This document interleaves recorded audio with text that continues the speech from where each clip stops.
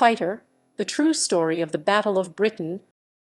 Fighter, The True Story of the Battle of Britain, ISBN 1,845,951,069, is a Second World War military history book by English author Len Deighton.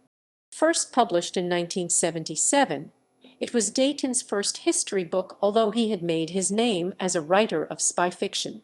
Deighton was encouraged to write the book by his friend, the British historian AJP Taylor, who wrote its introduction.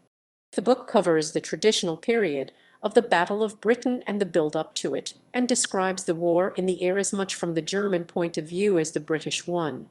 Deighton explains both the political and personal machinations and how they influenced technical decisions and affected the efforts of both countries. There are short biographies of the major players from the commanders down to the pilots in the field. It covers the errors made in the strategic, tactical, and technical decisions made by both sides, and does so with remarkable objectivity. Many myths about the battle addressed are punctured by Deighton, which leaves one to conclude that the Royal Air Force RAF achieved its main aim, merely to survive as an effective fighting force, largely because it made fewer mistakes than the Luftwaffe.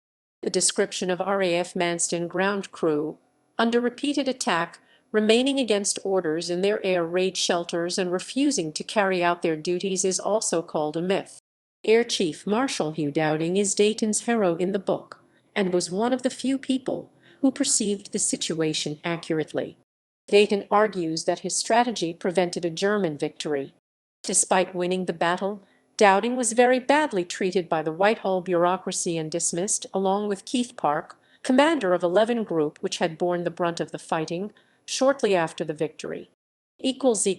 References